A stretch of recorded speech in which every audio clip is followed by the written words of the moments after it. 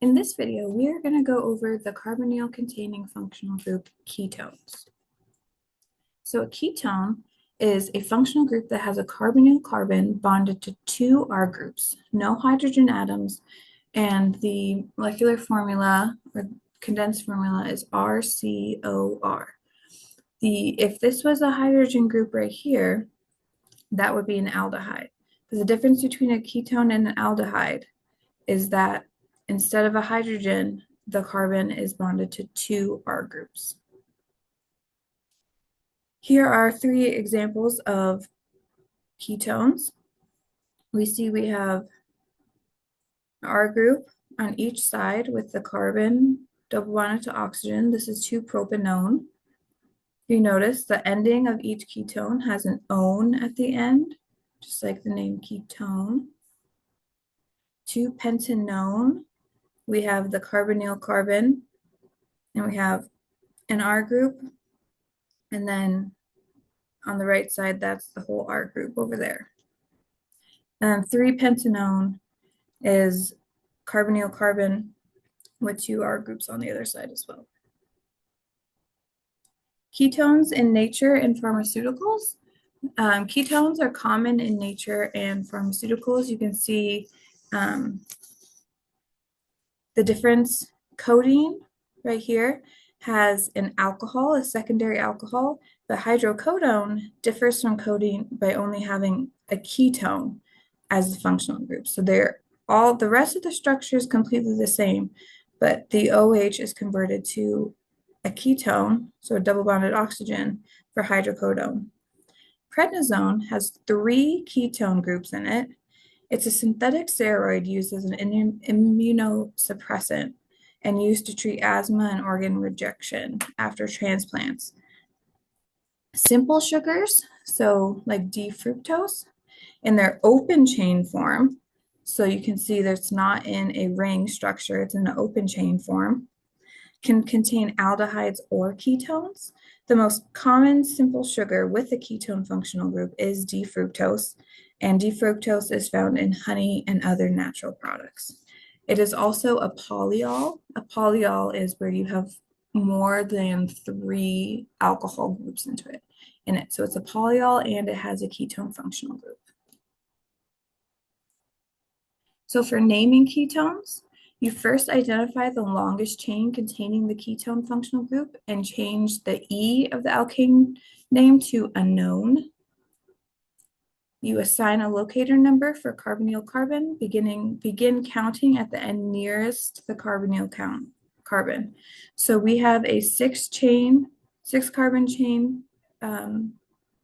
ketone here, and we have carbon 2 is the carbonyl carbon. We want our carbonyl carbon to have the lowest locator number, and so that is why we did not number starting on the right-hand side. If we start on the right-hand side, it'd be 1, 2, 3, 4, 5, 6. The carbonyl carbon would be located on the carbon number 5. We want the lowest number, so that's why we started from number 1 on the left. For 3-hexanone, we have 1, 2, 3, 4, 5, 6 carbons, and our carbonyl carbon is located on number 3. And for branch ketones, you're going to use locator numbers for substituents. So for this example, we have a 7-carbon chain, which is hept, and we have heptanone. We have the carbonyl carbon on carbon 3, so we have the 3-heptanone. We have a 2-carbon substituent, ethyl, on carbon 5, and a 1-carbon substituent, methyl, on carbon 2. So 5-ethyl, 2-methyl, 3-heptanone. So for practice, we're going to draw the skeletal line structures for the following ketones. Go ahead and pause the video, and then when you're ready, we'll come back and do the examples. So the first one, 2-methyl-3-octanone. First, I'm going to draw my zigzag structure for 8. So oct means 8 carbons. So 1, 2, 3, 4, 5. So 1, 2, 3, 4, 5, 6, 7, 8. This 3 tells me that the carbonyl carbon is on number 3. So 3. and there's a methyl group on number 2. We have octanone again. So 1, 2, 3, 4, 5, 6, 7, 8. Our carbonyl carbon is on number 2 this time, so I'm going to put it there. And then 3-methyl, our methyl group is on number 3. 4-ethyl-2,2-dimethyl-3-hexanone.